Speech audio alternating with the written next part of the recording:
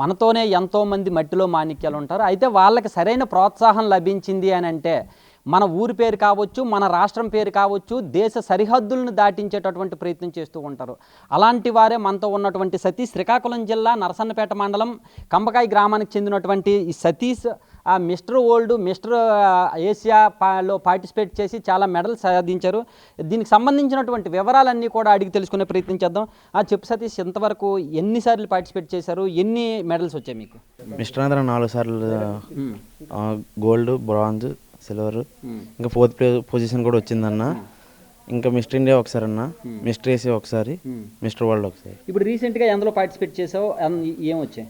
Mister Asia 3rd place వచ్చిందన్న, mister world 4th place వచ్చింది.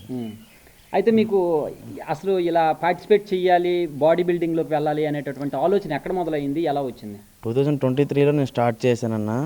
జిమ్కి వెళ్ళేటప్పుడు పోస్టర్లు చూసేటప్పుడు నేను ఎందుకు ఇలాగ అవ్వకూడదని థాట్తో స్టార్ట్ చేశాను. ఈరోజు ఇక్కడి వరకు ఇలాగ వచ్చానన్న. 2023 నుంచి ఇప్పుడు 25 అంటే 2 ఇయర్స్లోని ఇంతగా ఎలా బాడీ బిల్డింగ్ చేసావు, దానికి ఎలాంటి జాగ్రత్తలు తీసుకున్నావు? డెడికేషన్, డిసిప్లిన్తో ఉంటే ఎవరైనా సాధించవచ్చు అన్న. మెయిన్ దాని మీద అలా గ్రిప్ ఉండాలన్న. అయితే మీరు తీసుకున్న ఫుడ్ ఎలా ఉంటుంది, ఏంటి, ఎలాంటి జాగ్రత్తలు తీసుకుంటారు? పెర్ డే 20 ఎగ్స్ అన్న, 1.5 kg చికెన్, ఇంకా వెజిటేబుల్స్, ఓట్స్ ఇవన్నీ తింటామన్నాం.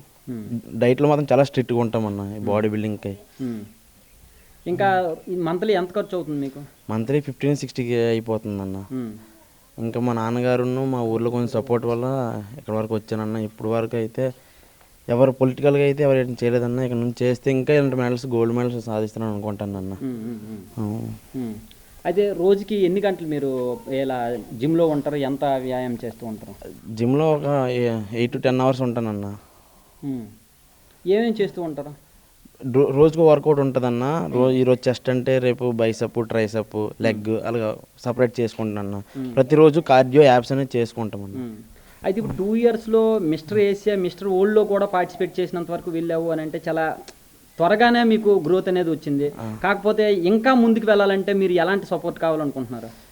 ఫైనాన్షియల్గా చాలా సపోర్ట్ ఉంటే అన్న నా హార్డ్ వర్క్ నేను చేయగలను. నా హార్డ్ వర్క్ నేను 100% ఇస్తానన్నా. కానీ ఫైనాన్షియల్గా కొంచెం తక్కువగా ఉన్నామన్నా. ఫైనాన్షియల్గా సపోర్ట్ చేస్తే నా బెస్ట్ నేను ఇస్తానన్నా. అయితే ప్రభుత్వం దృష్టికి కానీ, లేకపోతే అధికారుల దృష్టికి కానీ, లేకపోతే స్థానికంగా ఉండేటటువంటి పొలిటీషియన్స్ దృష్టికి కానీ మీ ప్రతిభను తీసుకెళ్లేటటువంటి ప్రయత్నం ఏమైనా చేశారా? మాకు ఎలాంటి సపోర్ట్ కావాలి అని చెప్పేసి ఏమైనా కోరుకున్నారా? చేశారన్నా, కానీ అక్కడ నుంచి సపోర్ట్ ఏం రాలేదన్నా. ఇంకా కొంచెం సపోర్ట్ చేస్తే ఇంకా ముందుకు తీసుకెళ్తే వాళ్ళు చేస్తే ఇంకా బెస్ట్ ఇస్తానని నేను. ఇంకా మీలాంటి వాళ్ళని చూసి ఇంకా చాలామంది ముందుకు వచ్చేటటువంటి ప్రయత్నం చేస్తూ ఉంటారు. అలాంటి వాళ్ళకి మీరు ఎలాంటి సజెషన్స్ ఇస్తూ ఉంటారు? ఇందులో కొనసాగాలంటే ఫైనాన్షియల్గా ఉంటేనే నేను జాయిన్ అవ్వమంటున్నా, ఇందులో పార్టిసిపేట్ చేయమంటున్నాను.